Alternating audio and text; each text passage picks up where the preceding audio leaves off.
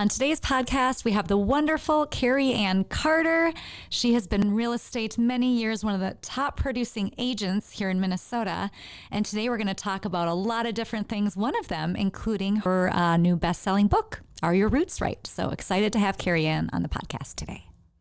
Well, thank you so much for being here, Cari Ann. We've been waiting to have you on the show. Thank you so much for inviting me. I really appreciate it, ladies. Yeah, we're excited.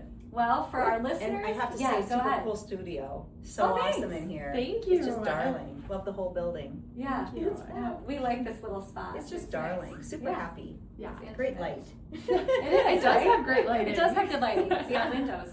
Lighting is everything. It is. Well, for those of you that aren't familiar with the name Cari Ann Carter, tell us a little bit just about who you are. I know that's a loaded question, but you had to describe yourself to somebody that doesn't know you in your real estate business. How would you describe yourself? Okay, well, I always do. I do age myself. I got into this amazing business in '98, had a beautiful mentor who's now passed away, and I delved right into every aspect of real estate and loved it. I love architecture, I always have. I love development, I love design, and I was graced with an opportunity to learn all of it. So 25% of my portfolio the first 5 years before the market started kind of leaning towards not being so fabulous. I did commercial work. About 25% of my portfolio was commercial work. Wow. The rest of it residential. And I started over in Highland Park, Crocus Hill, McAllister, but immediately started kind of ballooning out throughout the city just because of the people I met. I was never one to stick in one area. To me, it was all about right-sizing the story from the very beginning with the right outcome. So I curated from the very beginning, and I use that word often. I loved that piece of it. I loved the dynamic of the relationship, and I loved being able to help solve the problem. I love solving problems. It's like a puzzle to me, the entire business. And the aesthetic and the development and the building and the commercial piece all kind of just, to me, there is no piece of real estate that's not achievable if you love real estate. You just need to understand what the client needs. What do they want? What do they need? So investment, duplex, triplex, multi-generational, renovating a mansion, selling a car dealership, an art studio, a gallery, all of it. I got a chance to do all of that really quickly, and that opened up so many opportunities and so many relationships early on. Was that mainly because of your mentor, or are you a big networker? Because I think there's a lot of people that are I would love to explore this avenue of real estate, but how do I get into it? I need to meet the right people. So how did you so Mary Ann Bulow, which many out there will recognize that name, she was like a mother, a sister, a friend early on. She was obviously significantly older than me, but we bonded very well. And the root of what she taught me was really about the relationships, because she had very, very old relationships, old money relationships, I'll call them. The motivation on the passion with the relationship as it relates to how I was forming my own portfolio was very unique to me. And I do think there's an innate synergy of just, I think people in this business that really are success stories truly love the business, because as we all know, there has to be an enormous amount of drive and commitment and sustainability, because it's a hard job. Sustainability. Sustainability is massive, and there's got to be this innate fire in your soul that you love. You have to be passionate, and I think that comes with the person. The mentoring is the lessons of how to deal with challenges, how to deal with communication, how to build your systems. And my mentors changed over the decades. I didn't really understand or even think about a team until after my divorce. I was divorced in January of 2015 and joined Tom Ferry's coaching program. Tom Ferry's great. Yep, and I did a decade of that, and I'm very, very grateful. That was an enormous growth period for me, and I really learned a lot. I failed a lot. You have to. You have to. I made a lot of mistakes, and I don't regret a single one of them, because from everything that has happened that I didn't do well, I learned something really significant. And the lessons are how we end up continuing to, shall we say, model into something more, or morph ourselves into something more than we can even imagine, right? Mm-hmm. And to me, Steve always says to me, you know, the moment we stop growing and learning is the moment we're dead. I know. And it's the truth. So true. It is so It true. is so true. Yeah. And so that's how I look at the whole thing. I love the collaboration and the learning from other people. I feel like there's a lot of change that's happened very quickly. I can feel it. I certainly think most that have been around for a while can feel it. And I even think young people that maybe even got right in after COVID, because we did see a growth uptick after COVID, are even feeling it. The AI component, how we're managing marketing. Addie, who you know, congratulations to Addie, she's here with us.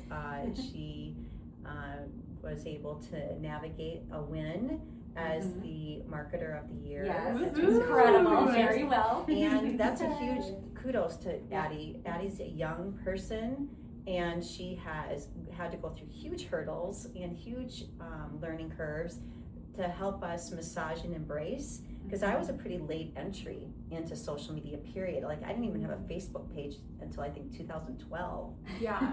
Was it like pushback, And I or wasn't was even it on just Instagram like... until 2015. Wow. And I barely Yeah. played ball in it at all until, I don't know, 5 years ago maybe. I just wasn't in my playbook. Yeah. You know, again, I'm about But the then life people evolves and the and you've gotta stories. catch At up. least Yeah. I cared about is that. But then it flipped upside down and it became part of the storytelling, part of the journey, part of how you connect and are relatable to your client. Tell them I'm all about that. It's just, it's a mental shift of understanding how to navigate change quickly as you're getting older. And depending on when you're entering and what you're, I call it learning by osmosis. Yeah. Like you have to like let Absorb it soak it. into you and Yeah. absorb into you. And I feel that is something you either are pliable to and can do that, or you can't. I fortunately have always said I'm a bit of a chameleon. I flow like water. I'm a Pisces, so I literally look at it like being fluid. Yeah. And you have to be able to think on your feet and be able to pivot quickly and be able to embrace change and not feel like you're being, you know, I think there's a lot of competitiveness in the business. And with social media, it's really hard when that's in your grill all the time to not take it personally or feel like you're in competition all the time. And I've really learned how to put bumpers on and blinders and just focus on what I believe in and the work, and I try to coach that way. Yeah. And not that Addie will, I'm like, oh my God, we need to do it this way or that way, or we're not doing it right, or our numbers aren't good enough. We need to, you know, It's it's so like human to constantly, do that. you're constantly doing that. Yeah. I know. Or I am. I mean, I'll admit that, I do. And then you get back down into the grind again with work and the people, you know, the things in the world where your clients have lost spouses or are going through a difficult divorce or their house burned down or they're building a home and they're overwhelmed. And, you know, there's so many, like the stories are real. And I think that people need to remember in the industry that we are dealing with human lives. Yeah. And going back to the numbers, you look at some of the great wins of real trends that just came out, and you look at what we're doing every day. I always say there's plenty of business to go around.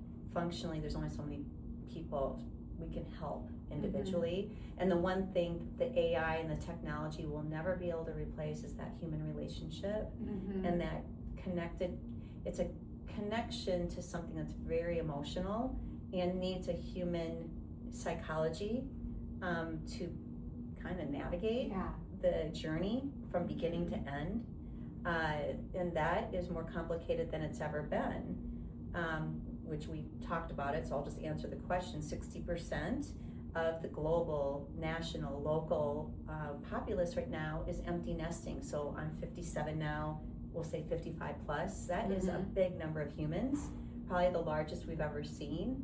And they're going through one of the most difficult challenges in their life right now. And their kids are going to college. We're in an interesting sandwich period in the world where my age group and older are dealing with adult parents and children, adult children, in a world that is changing a lot in terms of affordability, healthcare, kids going to school and then coming home again. So I never use the word ever, downsizing. It's like a bad word to me. Right sizing to fit the life. And a lot of people are stuck right now because there's nobody coaching that or counseling that consumer, that client, to be able to get through those leaps and figure out like what haven't they thought about yet and how do they solve for their story. Because every single person's got one and they are 100% equally, all of them, not sure what the second half of life looks like. It's going to include a warm climate because we live in Minnesota, but not full time. There might be a lake home, but they're not sure if they're going to keep it or not. They definitely are going to get rid of the big family home. That's not going to work. What are we going to do with 20, 30 years of stuff? Going through stuff management, like we do it in our Sleep on My team. It's a thing for us. And it's a hard thing to do. More importantly, there's a lot of people out there in that position right now that aren't doing a thing because they don't know where to begin. And so the book that I wrote, what's the book called? It's called Are Your Roots Right? Yes, and that is one of the main things we want to touch on. Yeah. Because all of this, because of your entire career and everything you've dealt with, has come to the point where you're like, I'm going to write a book about it, right? Really, it is. And I think that Jenny Teichman, who's the editor that writes for me, helps me write. She helped me through the journey of taking all these years of thoughts and actually putting them into a book so they can be digested, given everyone's short span in taking information in right now. We wanted it to be an easy read, but really, really efficient and answer all of the questions. But we also want to spin it out. There will be more books from it because Are Your Roots Right is such a big, to me, everything is about roots. I went through a difficult divorce. There's a methodology in managing how do you re-ground your roots when they've been uprooted. When your children leave the home. And we talk about that quite a lot in this because it is one of the reasons why the roots aren't right anymore for people, because their kids are now flying the coop. They're leaving the nest. And there's a storyline there that really hits a raw nerve for people, and in spinning it in a way that's filled with optimism and happiness and excitement and a new chapter, rather than without it sounding like you're getting older or retiring or aging. It shouldn't be about that. Right. To me, age is exciting new adventure. And it's obviously bittersweet because like you're leaving maybe a period of your life that you really loved, having your kids at home, all of this stuff. But it's also so exciting because you get to see what's on the other side. Like you get to plan for the rest you of might your need life. the right realtor to help you get excited for that and see it in a different light, maybe. And I believe that there are so many people out there that need support. I think it's really learning how to if one wants to, right? Sometimes the complexities that go with that journey are maybe more than an individual wants to take on when they're in the business of selling or helping people buy. So you have to be committed, for sure, because the process is not just a simple go out and buy a house and close a house. There's a journey involved. And in that, a lot of it comes to the conversation in the PowerPoint, I call it, like it's not an automated script at all. It's not that. It's understanding how to tool whatever the roadblock is with the person you're talking to, so they understand. You can pose questions that are forcing their mental stuck, I'll call it. They're stuck. How do you get them over the hump? And you kind of have to read the room in real time. So it becomes a conversation of the art of psychology, the art of articulation, the art of being able to lead into a problem with joy and not overwhelm. And that is coachable, and that absolutely can be taught. I think it's being aware that it's even an issue. I think there's not an awareness of that being an obstacle out there. There's just a no, I'm not ready. And there's a lot of that right now. Can you talk, without giving too much of what's in your book away, but at a high level, kind of talk about how you do navigate that conversation and how you not only talk about roadblocks, but how you discover those roadblocks. Yeah. Because I think another thing for people, I think it can depend on your clients on like if they're people that you've known for forever or if they're people that you just met and maybe you don't feel comfortable asking those questions. Like how do you start those conversations? Get them to open up to you. Pretty much every single meeting we have, and I would say for me personally, that's 75% of my work. The team brings me in when they're dealing, because obviously when you're dealing with a 50 or 60-year-old, there is a little bit of that, right? I mean, they need to feel like they're connected. My hope is in teaching the PowerPoints of the questions tend to be very familiar and similar for each of those stories, minus the nuances of what are their real estate holdings right now. I always start with creme brulee. That's my word, right? Tell me what your creme brulee is. So before we get into I always say, lead with the end in mind. So when you go in, you want to go into a conversation with joy and with a vision, right? So when you're sitting down, pretend you're sitting down with your parents and they're just overwhelmed and frustrated and I don't know what I'm going to do. I don't know where I'm going to live. And I'll say, think outside the box for a moment. No money, just ignore that. Ignore where you're at in the world or in the country or what state you're in. Tell me what your creme brulee is. What's your perfect? Because if I can understand this is for anybody, if you can understand what their perfect is, you can mold something that fits their budget, their criteria, whatever the limitations or lack of obstacle, whatever that is, you can back into solutions, but you need to know what their vision is. There's a big difference between living on a beach in Florida and living in the mountains in Montana. Right. Or sitting and being invited to the event we just went to, which we just did a blog on the website. I'm from South Dakota originally. I love South Dakota. It's a beautiful state. I went to school in North Dakota. I came to the cities in '91 and here I am, but I love South Dakota. And my brother is still there. There's a developer that came into the Black Hills and they're building an incredible mountain community. Really? Incredible. Wow.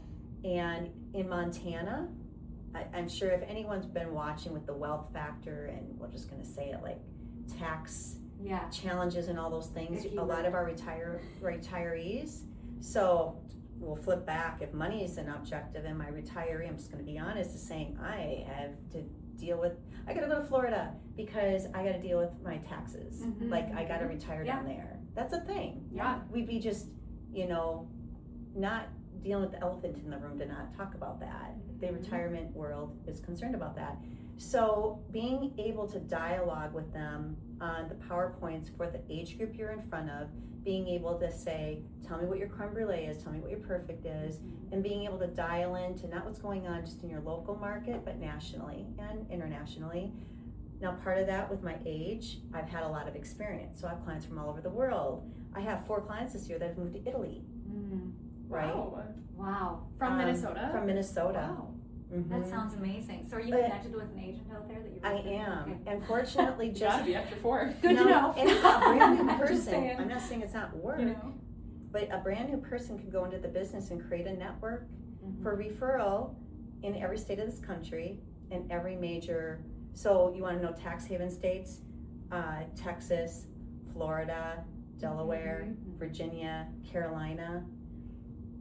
Those are my faves. In South Dakota, obviously. And my clients' favorites. So of course I have people in all those places. All of them. We did a blog on my dear friend who's out. My mom and I went out east to, oh my God, Rehoboth Beach. And it's a fabulous little retirement community. And I moved my client out there. It's been 2 or 3 years now. And we've found a wonderful builder and agent, built a home, and you can do all these things. And so what's the benefit there? You have these great relationships. We work back and forth. There's referral work in there. And you're helping your client build a team wherever they're going, and they're in your life forever. I call it the circle of love on the team. We're building our circle of love around each client. We're building a team around their story. So every time you're walking into the journey, I'm not saying it's not work. And I think a lot of it is understanding and embracing the work with enthusiasm and joy. Yeah. Not like, oh, I have to do all this work. It doesn't work that way. You gotta love it. Yeah, you gotta be it. passionate about it, because it's a lot of work. Yeah. So you're building this team around every journey, and when you're walking into that story, you're saying, what is it that you want? Because nobody's asking that. Yeah. I'll bet you 10 to 1, no one's asked the question, what do you want? Right. And then I'm like, you know what? Because with married couples, they're never, by the way, you're never in agreement. The married couples are never in agreement. Like, they might have a little bit of thread, but mostly they're not. I'm like, that's okay. There's a middle ground here. So let's say million times over, a lot of my families do have Minnesota roots, so lake properties are generationally passed. A lot of our lakeshore in the state is generationally passed. And there is a point when everyone's fizzled out, you know, and it'll go, or it's part of the infrastructure and I'm moving them for a bit to the lake. And we're just extracting, we're taking the bucket of money. I say, let's just focus on the bucket of money here. You do not need this house anymore. It has served you. So let's not worry about where you're going if you really don't know, if it's Florida or Montana or Italy or wherever. You don't need to know. You've been living in this life for 20 plus, 30 plus, 40 sometimes years. Just don't commit. I'll find you a rental. I do a lot of rental. My first year, I encourage it. Why make a decision right away? Let's just get your bucket of money, which we're going to talk about the market in a minute, because the news and the media, social media, everything, blah, blah, blah, you know, just noise, just ignore them all. Because the market is really excellent, at least here. You just have to make sure you're pricing correctly, marketing correctly, doing the right things correctly, and you're gonna be gone. Sherry Schmidt and I did a podcast on this a couple months ago, CEO of Edina Realty, and she and I talked about this. I think our absorption rate right now in the Twin Cities is 45 days. Granted, we put luxury inventory in a separate bucket, but even a lot of that is going quickly. The market's great here. So, and I don't see that changing in the foreseeable future. Functionally, you can talk about all the woes of the world right now and all the things, which we won't get into. There's not room in the space for that noise, but everybody needs a place to live. They need a place to call, like, where they can root themselves, I say. Gotta be somewhere. Can't live on the street. We'd hope not. Anyway, there's that. Shout out to Habitat for Humanity. We're gonna be building some homes for them this year. But you need to be able to coach somebody to say you don't have to make that decision right now. And that is a conversation that can continue on. So either the creme brulee is very clear, or the creme brulee is completely not. And then I'm like, then we have the grace of time, and we'll just get your bucket of money. And we will go ahead and move you to the Florida pad because they have one already, or they have a lake home. Or if they have none of that, we find a rental for 1 year. Always. I would say 60% of my year, I will have them in some kind of rental while I'm doing another thing, or we're building something, will be a big part of it. So I think the world of real estate is trained to buy and sell. And it has nothing to do with that. Which is interesting to hear too, because I feel like a lot of buyers and sellers sometimes have that mindset too of like, okay, I'm not going to contact my agent until I'm ready to buy and I kind of know what I want to do. So do you ever, like, I guess, how do you start these conversations so early on? Oh my gosh, every single story is like that. So I'll throw this example out, and I love open houses. Everybody knows I love open houses, but I love talking to people and I love to hear their story. And I ask them, every single one that I can, their story. And I have hundreds of stories. Addie will tell you, I drive her crazy trying to come up with ways to share the stories. In fact, I would say we have too many of them, and trying to consolidate them is difficult. So I'll meet a couple. I'm gonna shout out, nobody will know Marshall and Kay. There's a reason I adopted her new name, Katie. I met them at an open house. They're a blended family. They're gonna be blending 4 children total. And they were very specific in their area they want to search that is limited in inventory.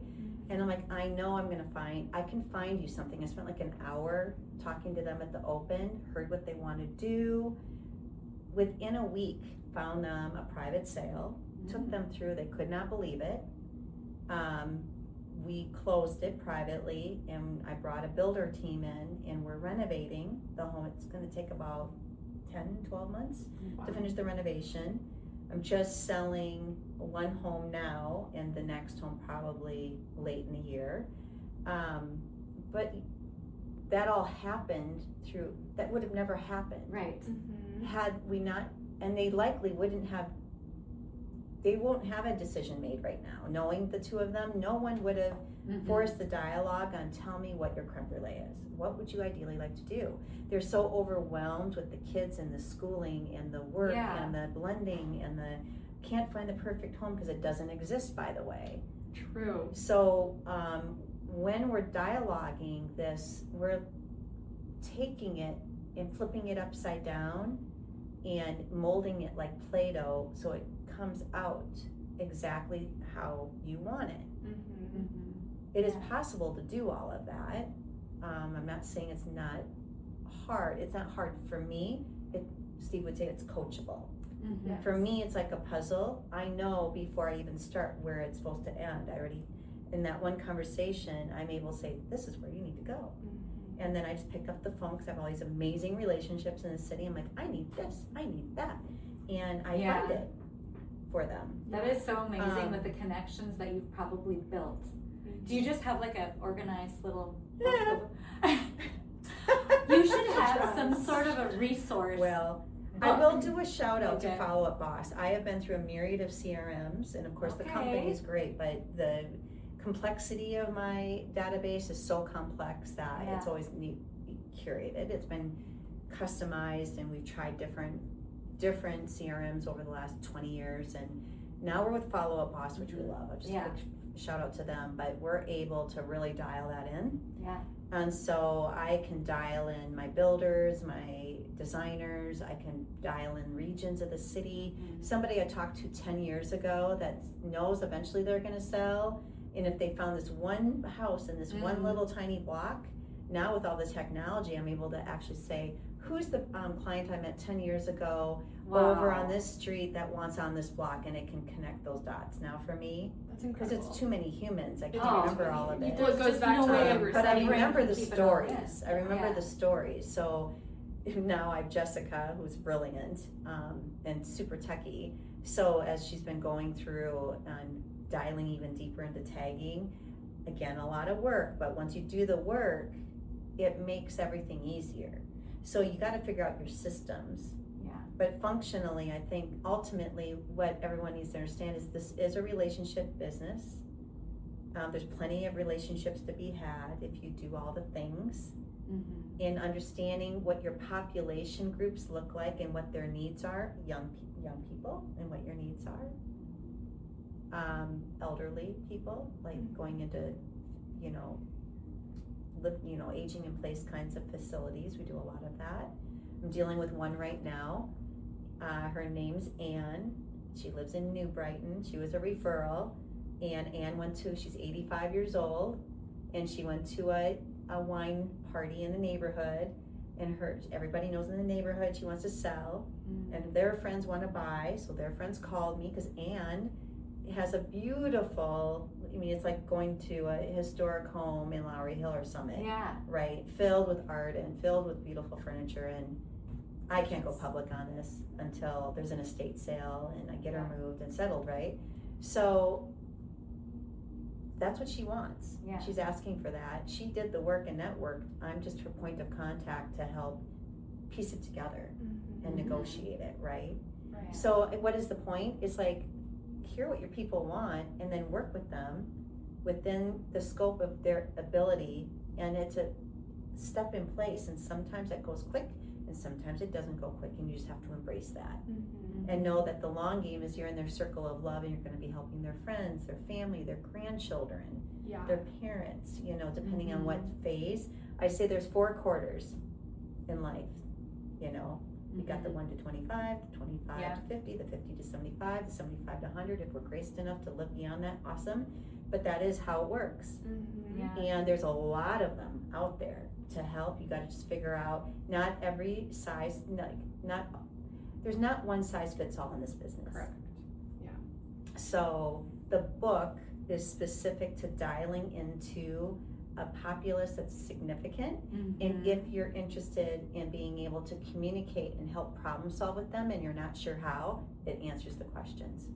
That story on steroids is in the book, but in a way that can be digested and isn't overwhelming and confusing. So it leads with a lot of empathy, and a lot of people don't want to be told what to do. Right. Isn't that the truth? I say that all the time. They don't want They to be want to told. be Trying to tell you what to guided. do? No. They want ideas. Yeah. So you become an ideation center. Right. Well, what about this then? And a lot of people, I'm sorry, but the world has layered in a lot of negativity, and we're walking into a lot more negativity than we've ever seen. In my opinion, the worst I've ever seen. Negativity in terms of like what their options are. The mind Market goes and negative instead of positive. The glass is half empty versus half full. And it's unfortunate. I think the weight of all the different dynamics of the world is layered in. I always say it's kind of spewing out of the pores without people even realizing it. And there's just layers of overwhelm and frustration, but not really sure where it's stemming from. Call it kinetic energy. You gotta find your grounding. Yeah. You know, roots to me has been a thing in my ecosystem my whole life. I've always functioned that way. I've always been that feng shui, ground, garden. You know, Steve and I have the property. We have an organic hobby farm. I love gardening. So cool. We did fresh roots living. Like all these things to me bring calm and bring center and reground people. And if you don't have that thing, whatever that is that helps ground you, the energy, the point is the energy of the world can become a bit unstable. Like it affects people. I believe this to be true. I think everything's energy. And if the energy is imbalanced, you can't make good decisions. And there's a lot of reasons why a lot of people are feeling ungrounded right now, especially our 50-plussers, because they're dealing with things that my parents, God, I'm older than you guys, my parents didn't have to deal with the things that we deal with our 20-year-olds, 21, my daughter's 22 now. What my daughter deals with isn't like anything I dealt with at that age. I didn't have to deal with the things these kids have to deal with, young adults. And same with our elders are dealing with adult kids. So I have 75-year-olds dealing with their 50-year-olds, right? Like the things that are going on financially in the market and affordability and housing have changed the playing field on how we're managing our family units. And so that leaves everything more unstable and harder to make decisions because parents, 60% of the world, are dealing with question marks that didn't really exist 25 years ago.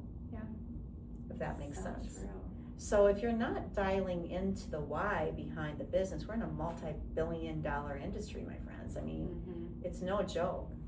And there's a lot of people in the world doing work that isn't about the story. It's about making deals come together and making money. It's not about the people. And I think that's the disappointment I'm seeing right now, is I'm seeing things happen where they're not really understanding the true meaning of the business, and they're not in it for the right reasons. Yeah, that's why I love that you refer to, like when we were talking even before the episode started, you refer to your clients as stories. Like everyone has a story versus just numbers. You know, people don't want to feel like a number, like a transaction. And I think when you provide such a tailored experience, it's a win across the board because people get what they're actually wanting, and what we were saying about people don't want to be told what to do. But when you start asking them those questions of what's your creme brulee, and they haven't been asked that before, you can't help but start thinking about oh, well, in a perfect world, this is what I would want, and all of that. And then it just kind of leads into the right answer.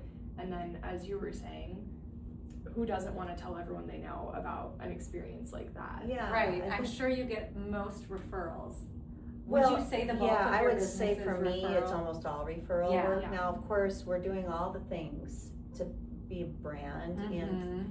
support the referral work is starting. I would say Addie would be able to speak to this better than I, but I think what's happened with the changes in the world with, social media is the stories translate further across borders and oceans Mhm. now. Yes.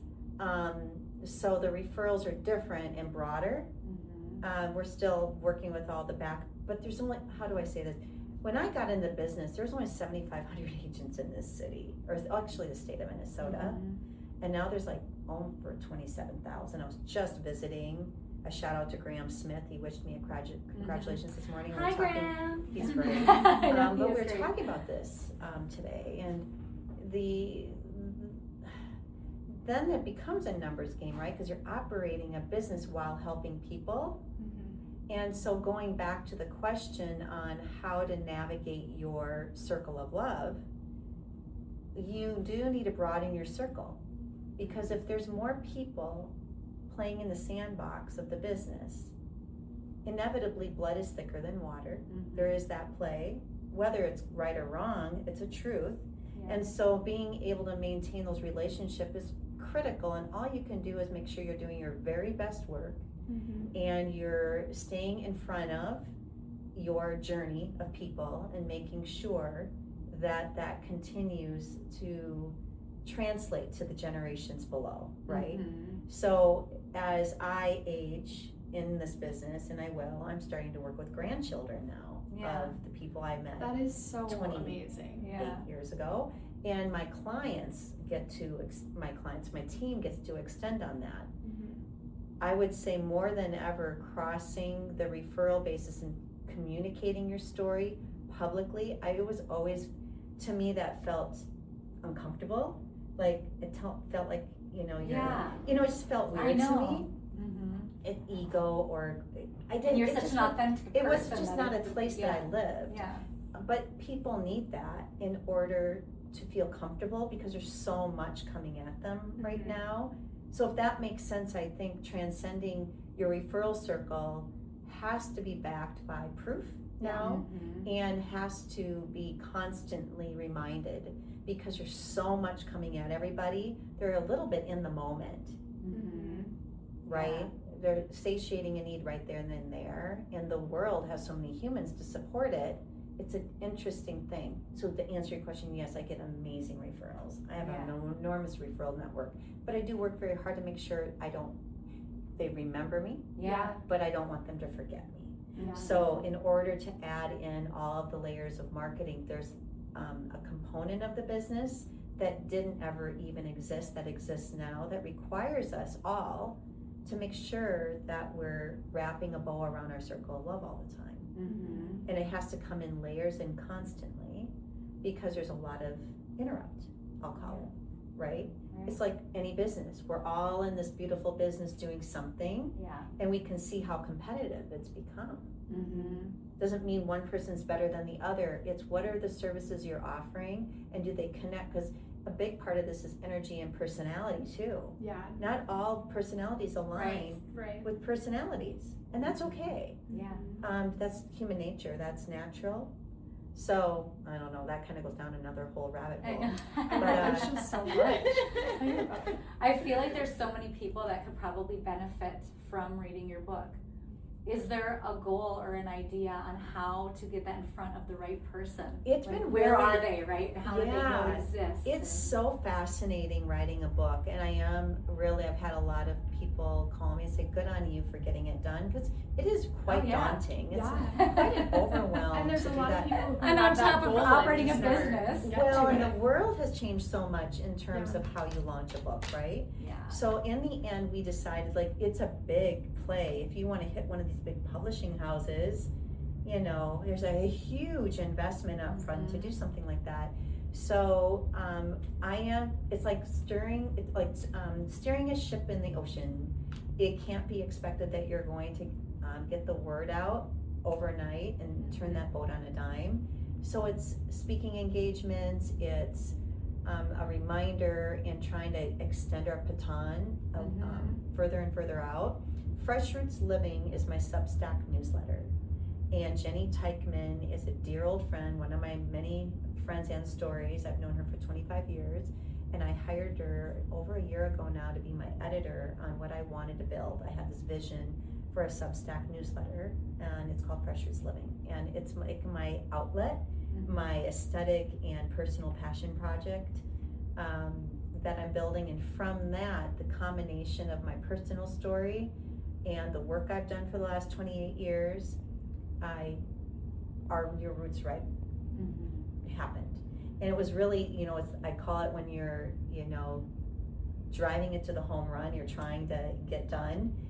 The home show was in January, and I think it was October of last year. That was kind of the home run stretch. Yeah. And we massaged it, and then dialed into what would be a speaking engagement, the home show. And then that's when I made my decision on the title of the book, made my adjustments, and published.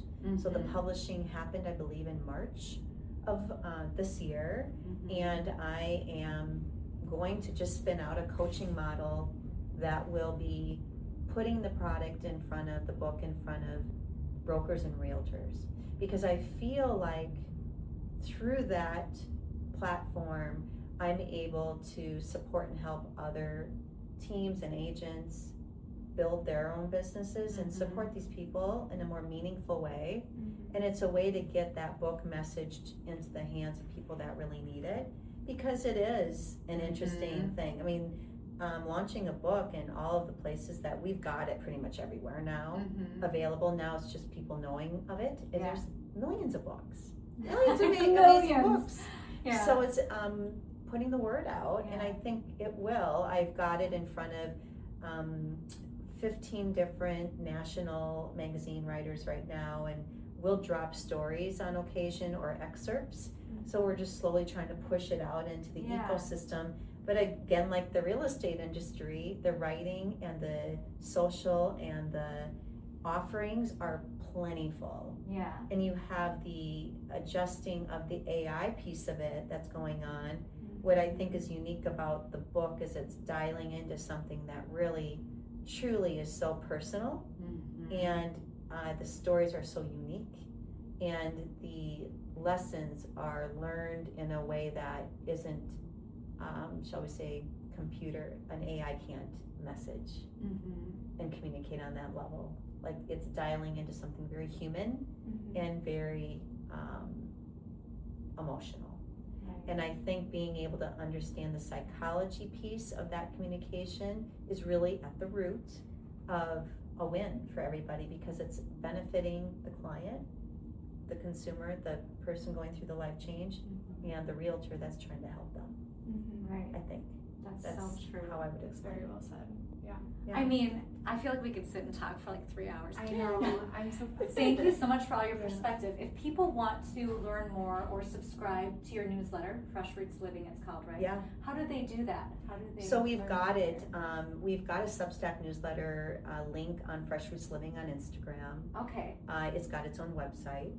If you go into Fresh Roots Living, you'll find it. Yeah. When we post this, we will drop Fresh Roots Living, and we will drop within Cari Ann Carter Group's Instagram page, and the book is on Amazon and every other. You can Google it and You find can Google it and get find it. Yeah. Find it everywhere. Are Your Roots Right, I think, will be the easiest thing to find. Fresh Roots Living is backlinked into both Cari Ann Carter Group, and it's got its own Insta page. Fresh Roots Living has its own Insta page. And Facebook. We're on Facebook as well.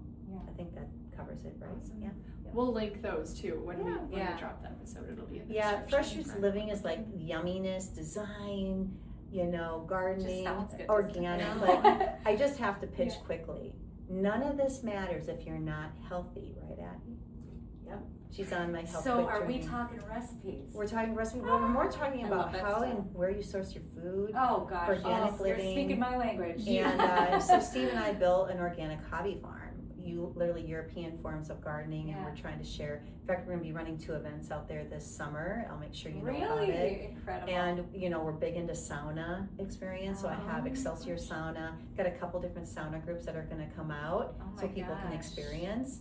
And then we'll be doing like a big pig roast out there, and we're going to be doing garden tours and mapping on how to plant the gardens Wow. and practices on organic gardening. Because a lot of people are like, oh, I don't have a yard this big. You can have like I did a salad piece in a pot where Yeah. you take a big terracotta pot and you fill it with all of your salad makings, and it'll be abundant all summer long, and it's clean and organic, and you just pick it fresh every night. Oh my gosh. So if somebody's like in a condo, I'm like, you still can have your little organic garden.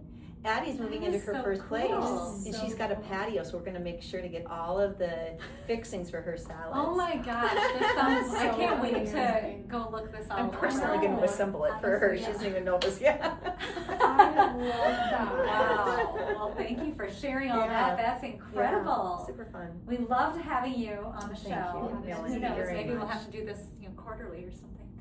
Oh, it's so if you have fun. enough time on your hands, I don't know. Yeah, it's just Yeah. so much fun to share it, and you're taking the time, having the invite, taking the time and having the conversations. But you're right, you could talk for Yeah. hours on this stuff. I Yeah. know. It's not boring. No.